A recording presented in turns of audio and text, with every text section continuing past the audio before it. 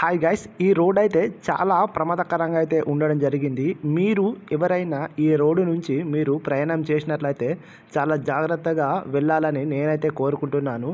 ఈ దారి ముఖ్యంగా ఎక్కడ ఉంది అంటే మనకు చెన్నూరు నుంచి మంచిర్యాలకు వెళ్ళే మార్గంలో అయితే ఉండడం జరిగింది. ముఖ్యంగా ఇది కిష్టంపేట నుంచి భీమారం వెళ్ళే రూట్లో అయితే ఉన్నదని మనమైతే చెప్పవచ్చును. ఇంతకుముందు ఈ దారి అత్యంత ప్రమాదకరమని నేనైతే చెప్పడం జరిగింది. సో ఇది నేను ఎందుకు చెప్పానంటే, ఇప్పుడు మనమైతే ప్రతి ఏరియాలో కూడా 4 లైన్ హైవే అనేది చూడడం జరుగుతుంది. సో ఇదైతే జస్ట్ సింగిల్ లైన్ హైవే మాత్రమే. చూడండి, ఏదైనా పెద్ద వెహికల్ వచ్చిందంటే ఖచ్చితంగా ఇంకొక వెహికల్ కింది దిగాల్సిందే. ఇంకా ఇక్కడ రోడ్ అనేది వంకెరగా ఉండడం జరుగుతుంది. ఎందుకంటే అటు నుంచి వచ్చే వెహికల్స్ ఉంటాయి, ఇటు నుంచి వెళ్ళే వెహికల్స్ ఉంటాయి. ఈ రెండు కూడా స్పీడ్గా రావడం జరుగుతుంది.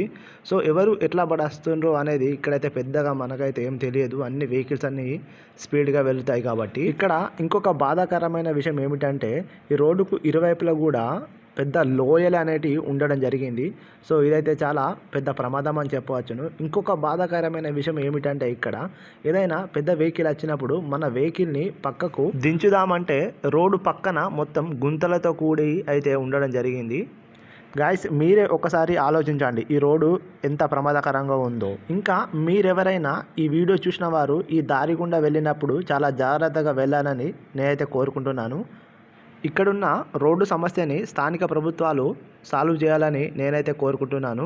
గాయస్, ఇది నా వీడియో కనుక మీకు నచ్చినట్లయితే, ఈ వీడియోలో నేను చూపెట్టిన విధానం మీకు నచ్చినట్లయితే నా ఛానల్ లైక్ చేయండి, షేర్ చేయండి, అలాగే సబ్స్క్రైబ్ చేయండి. Thank you for watching. జై హింద్, జై రాజ్ కుమార్.